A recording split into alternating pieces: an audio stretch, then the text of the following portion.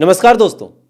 उधर बाहर से आए दरिंदों ने हमारे देश के 28 लोगों को मार दिया और इधर हमारे देश में हिंदू मुस्लिम के जो नफरत की आग है इस कदर फैलाई गई कि एक मुसलमान की शहादत को ठुकरा दिया गया। हमारे देश में आम जनता ये प्रूव करने पे लग गई कि कैसे इस देश को मुसलमानों से खतरा है, कैसे मुसलमान इस देश को दीमक की तरह खा रहे हैं, कैसे मुसलमान इस देश को नोच रहे हैं। एक सवाल यह भी उठाया गया है कि आतंकवादी हमेशा एक ही कौम, एक ही धर्म, एक ही मजहब का क्यों होता है। साफ शब्दों में अगर आपके सामने ये बोलूं तो ये सवाल उठाया गया कि आतंकवादी हमेशा मुसलमान ही क्यों होता है। आज कोशिश पूरी करूंगा कि कैसे इन सवालों के जवाब आपको मिल सकते हैं। अपने तरीके से भी आपको जवाब दूंगा और फिर फैसला आप पे छोड़ूंगा कि सच में इस देश को खतरा किससे है। पहलगाम में जो कुछ हुआ इसके बाद हमारे देश के गृह मंत्री साहब वहां पे जाते हैं। जाने के बाद उनका स्वागत होता है।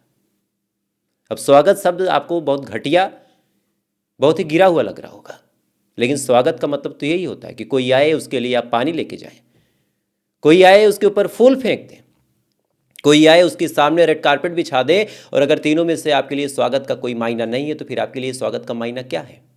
दरअसल हमारे देश के गृह मंत्री साहब जब वहां पे जाते हैं तो उनके सामने ऐसे संवेदनशील मौके पे, ऐसे दुख भरे लम्हे पे भी वहां पे रेड कारपेट बिछाया गया। मैं ये मानता हूं कि गृह मंत्री साहब इस बात से इत्तेफाक नहीं रखते होंगे, इस बात में उनकी कोई दिलचस्पी नहीं होगी कि उनका स्वागत रेड कारपेट से हो, लेकिन उनके चाहने वाले अंधभक्तों ने वो काम कर दिया जिस वजह से आज ये पूरी दुनिया में जलील होते हैं।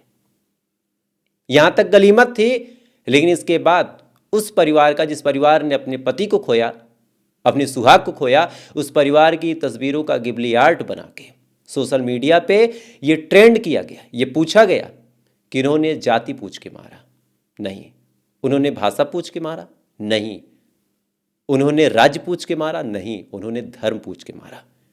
अब मैं आपसे पूछना चाहता हूं, यह सवाल मेरा आपसे है कि अगर वो धर्म पूछ के मार रहे थे, अगर वो हिंदू मुसलमान में भेद कर रहे थे, तो इस बात में भारत के मुसलमानों की क्या गलती है। भारत का जो मुसलमान वहां पे मौजूद था, उस शख्स का नाम था सैयद आदिल हुसैन। सैयद आदिल हुसैन उन लोगों से लड़ पड़ता है। क्या उसको कलमा नहीं आता था? क्या उसे ला इलाहा इल्लल्लाह नहीं आता था? या फिर उसे मुसलमान होने के नाते उसका खतना नहीं किया गया था? ये तमाम चीजें होने के बावजूद जब वो देखता है कि लोगों के ऊपर आतंकवादियों ने हमला किया, ऐसे हाल में सबसे पहले वो लड़ पड़ता है। चाहता तो ये बच के निकल सकता था, कह देता कि भाई मैं मुसलमान हूं, उसको आतंकवादी छोड़ देते, लेकिन वो नहीं भागा। वो लड़ता रहा। 11 लोगों की उसने जान बचाई और जान बचाने के बाद उसने अपनी शहादत दे दी इस देश के लिए। कौन था ये? क्या ये सेना का जवान था? क्या इसकी ड्यूटी थी? नहीं। बस इस देश के प्रति इसका फर्ज था कि अपने देश के लोगों को हम सुरक्षित रखेंगे। और ऐसे हाल में एक घुड़सवार होने के बावजूद वहां पे बस ये घोड़ा लेके जाता था, उस घोड़े पे लोग घूमते थे, चंद पैसे इसको मिल जाते थे। ये उन आतंकवादियों से लड़ पड़ता है मुसलमान होने के बावजूद। ध्यान दीजिएगा आईटी सेल वालों, मुसलमान होने के बावजूद भी ये आतंकवादियों से लड़ा। लड़ने के बाद मारा गया। आप इस उलझन में उलझ के रह गए कि उन्होंने धर्म पूछ के क्यों मारा। आपके जहन में यह सवाल इतना भी नहीं आया कि कश्मीर भारत का ही हिस्सा है। कश्मीर भारत का है, यहां पे लोग चाहे तो जा सकते हैं, चाहे तो घूम सकते हैं, लेकिन जिस कश्मीर को यह सरकार कहती नहीं ठक रही कि कश्मीर अब सेफ है, सुरक्षित है, उस कश्मीर में हमला कैसे हो गया। सवाल यह बनता है कि कैसे इतने लोग आते हैं, आने के बाद इतनी बड़ी हत्या को अंजाम देते हैं और सकुशल चले जाते हैं। जहां 1000-2000 लोग मौजूद हों, वहां पे सुरक्षा के कोई इंतजाम क्यों नहीं थे? जहां बॉर्डर का मामला हो, वहां पे बीएसएफ को क्यों नहीं तैनात किया गया था? सवाल यह है। सवाल यह भी है कि जब सरकार को ऐसी चीजों के बारे में अंदेशा था, जब सरकार को यह पता था कि मामला संवेदनशील हो सकता है। अब आप में से कई सारे लोग ये कह सकते हैं कि सरकार को कैसे पता होगा, तो भाई सरकार को क्यों नहीं पता होगा? हमारे देश का खुफिया तंत्र क्या काम कर रहा, रॉ वाले क्या काम कर रहे हैं, इंटेलिजेंस यूनिट क्या काम कर रही, एलआईयू क्या काम कर रही, आईबी क्या काम कर रही। क्या इनको केवल विपक्ष के नेताओं के पीछे लगाने के लिए इस्तेमाल किया जाएगा? नहीं, इनका काम हमारे देश की आंतरिक सुरक्षा को देखना है, हमारे देश में कोई बड़ा हमला ना हो, ये देखना है। लेकिन आज आईटी सेल इस बड़े हमले को भी इस तरफ मोड़ के लेके चला गया कि कैसे धर्म पूछ के मारा गया। हम मानते हैं कि धर्म पूछ के मारा गया, लेकिन उन आतंकवादियों के इस घिनौने काम में हमारे देश के मासूम मुसलमानों की क्या गलती है? अगर आप में हिम्मत है, अगर आप में ताकत है, तो आप एक लिंक निकाल के दिखा दीजिए कि भारत के मासूम मुसलमानों का जो लिंक है वहां के आतंकवादियों से है। और अगर ऐसा निकलता है तो इन मुसलमानों को आप फांसी चढ़ा दीजिए, कोई उफ नहीं करेगा, कोई आपके सामने आपके खिलाफ एक कदम नहीं उठाएगा। आप चढ़ा दीजिए फांसी, लेकिन पहले आप लिंक निकालिए।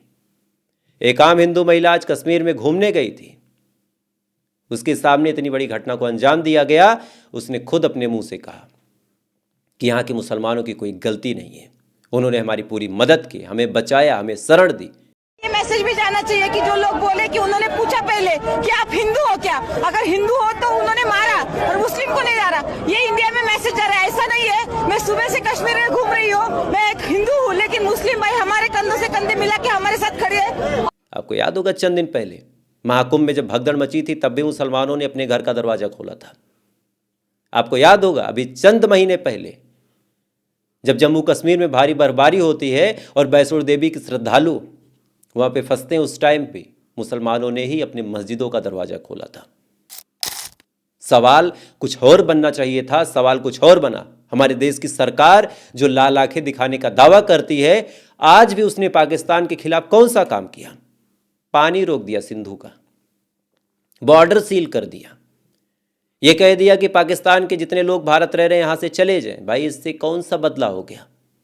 कौन सा बदला पूरा हो गया?